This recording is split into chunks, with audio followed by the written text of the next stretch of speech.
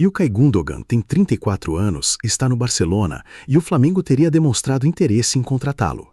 Essa combinação de informações, processada com frieza analítica, não gera o mesmo reflexo de incredulidade imediata que uma eventual negociação por Rodrigo ou Cucurella geraria, porque Gündoğan está numa fase diferente da carreira, num contexto contratual diferente e representa um tipo de investimento que o futebol brasileiro já aprendeu a avaliar com alguma sofisticação. Mas isso não significa que a operação é simples ou que os riscos são menores. Significa apenas que os riscos são de natureza diferente e que a análise precisa ser construída com ferramentas distintas das que usamos para jogadores mais jovens em clubes que não têm pressa em negociar. O contexto de Gündoğan no Barcelona é o ponto de partida obrigatório. O alemão chegou ao clube catalão em 2023, numa transferência que surpreendeu o mercado pela combinação de nome e valor zero de taxa de transferência, já que ele saiu do Manchester City com o contrato encerrado. No primeiro ano, foi capitão e jogador relevante. No segundo, a situação se complicou.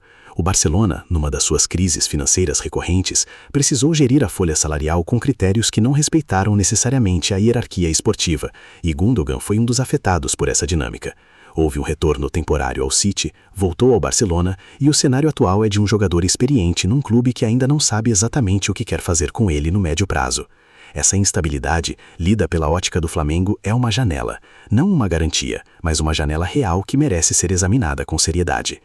A questão financeira desta operação tem uma característica que a diferencia fundamentalmente das negociações por jogadores mais jovens e mais caros. A taxa de transferência provavelmente seria baixa ou inexistente. Gündoğan está numa fase da carreira em que seu contrato pode estar próximo do encerramento, ou em que o Barcelona pode preferir negociá-lo por um valor simbólico a mantê-lo numa folha de pagamento que o clube espanhol tenta compactar. Isso não significa que a operação seria barata, porque o salário do alemão é considerável e representa o principal desafio financeiro da negociação, mas eliminar a taxa de transferência muda radicalmente a estrutura de risco. Quando um clube paga 60 milhões de euros por um jogador e ele não performa como esperado, o prejuízo é duplo, o salário desperdiçado mais o capital imobilizado numa transferência que não se valorizou. Quando o clube não paga a taxa de transferência, o risco se concentra apenas no salário, e esse risco é gerenciável com uma estrutura contratual inteligente que vincule parte da remuneração a metas de disponibilidade e performance. O salário de Gündoğan no Barcelona, segundo estimativas do mercado europeu, está na faixa de 250 a 300 mil euros mensais, um número que no contexto do futebol brasileiro é absolutamente excepcional, mas que para o Flamengo de hoje não é necessariamente intransponível quando distribuído ao longo de um contrato de 2 anos e complementado com uma estrutura de direitos de imagem. O clube rubro-negro movimenta anualmente valores que já ultrapassam R$1 bilhão, tem acordos comerciais com patrocinadores globais e tem demonstrado capacidade crescente de construir propostas financeiras criativas para atletas de alto perfil. A questão não é se o Flamengo pode pagar Gündoğan, a questão é se o Flamengo consegue convencer Gündoğan de que o projeto justifica a diferença financeira em relação ao que ele poderia receber permanecendo na Europa, mesmo num clube de segundo escalão continental. Taticamente, a contratação de Gündoğan seria uma das mais inteligentes que o futebol brasileiro poderia imaginar para um clube que aspira a competir em alto nível na Libertadores. O alemão é um meia de uma sofisticação posicional que raramente se vê no futebol sul-americano. Sua capacidade de circular entre linhas, de encontrar espaços onde aparentemente não existem, de fazer a transição entre a fase defensiva e a ofensiva com uma naturalidade que vem de anos jogando sob Guardiola no Manchester City, representa um diferencial tático concreto. Não estamos falando de um jogador veloz ou fisicamente exuberante, estamos falando de um jogador que processa o jogo numa velocidade cognitiva que compensa qualquer limitação atlética, e essa qualidade específica, a inteligência de jogo pura, tende a se degradar menos com a idade do que a velocidade ou a potência física, o que torna Gündoğan um caso diferente de muitos outros veteranos europeus que tentaram o futebol brasileiro e frustraram por limitações físicas. A comparação mais direta dentro do elenco atual do Flamengo é com Gerson, e essa comparação ilumina tanto o que Gündoğan acrescentaria quanto a possível sobreposição de funções. Gerson é um dos melhores meio-campistas do Brasil, com capacidade de organizar o jogo, progredir com a bola e aparecer na área com frequência e eficácia. Mas o perfil de Gerson é de um jogador mais vertical, mais físico, mais dependente de sua capacidade atlética para dominar os espaços do meio-campo. Gündoğan é um jogador de movimentos menores, mais econômico fisicamente, mais dependente do posicionamento do que da potência. Os dois podem coexistir no mesmo sistema, e essa coexistência pode ser genuinamente produtiva se o treinador entender que são peças diferentes numa mesma engrenagem. Gündoğan remisando a saída de bola e conectando os setores, Gerson projetando e chegando na área. Essa divisão de funções faz sentido tático e criaria um meio-campo com uma sofisticação que o futebol brasileiro raramente viu de forma sustentada.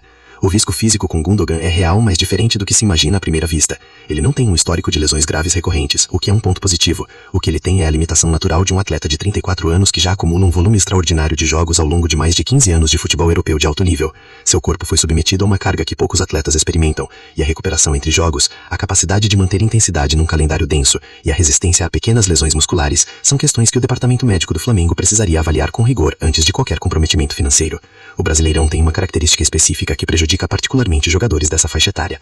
O calendário não respeita janelas adequadas de recuperação, e um atleta acostumado à Premier League ou à La Liga, onde as estruturas de suporte são incomparavelmente melhores, pode se surpreender negativamente com a exigência física do futebol brasileiro num contexto de infraestrutura inferior. A dimensão do legado e do projeto pessoal de Gundogan é um fator que precisa ser incorporado na análise, porque jogadores nessa fase da carreira raramente tomam decisões puramente financeiras. Gundogan é um atleta inteligente, articulado, com uma visão de mundo que vai além do futebol, como já demonstrou em diversas ocasiões através de posicionamentos públicos sobre questões sociais e políticas. Para um jogador com esse perfil, a escolha de onde jogar nos últimos anos da carreira tem componentes de legado, de experiência de vida e de projeto pessoal, que podem ser tão ou mais relevantes do que o salário. O Brasil, o Flamengo especificamente, representa uma experiência que nenhum clube europeu de segundo escalão poderia oferecer. A intensidade da torcida rubro-negra, a singularidade cultural do Rio de Janeiro, a possibilidade de se tornar uma referência num campeonato que ele nunca experimentou, são elementos que para determinados perfis de jogador têm valor real na tomada de decisão. A torcida do Flamengo, neste caso, precisaria ser educada sobre o que esperar, e essa é uma responsabilidade do clube que frequentemente é negligenciada em contratações de perfil diferente do habitual. Gundogan não é um jogador que vai resolver partidas com dribles ou velocidade. Não é um jogador que vai aparecer frequentemente nas estatísticas de gols e assistências de forma espetacular.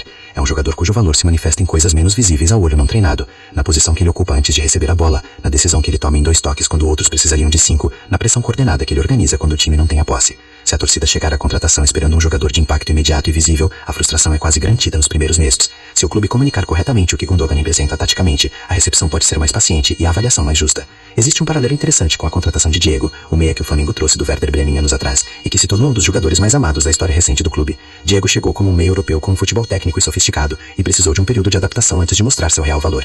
A diferença é que Diego chegou mais jovem, com mais anos de alta performance pela frente. Gundogan chegaria com uma janela menor de tempo, o que significa que o período de adaptação precisa ser mais curto, ou que o clube precisa estruturar o ambiente de chegada de forma que minimize esse período. Um atleta de 34 anos que passa 6 meses se adaptando tem muito menos margem de contribuição do que um jogador de 28 que passa o mesmo tempo no mesmo processo. A análise final sobre Gundogan para o Flamengo aponta para uma conclusão que é mais favorável do que desfavorável, com qualificações importantes. Esta é uma operação que faz sentido esportivo real, porque o perfil do jogador resolve um problema tático concreto do clube e eleva a sofisticação do meio-campo para um patamar que o futebol brasileiro não conhece de forma recorrente.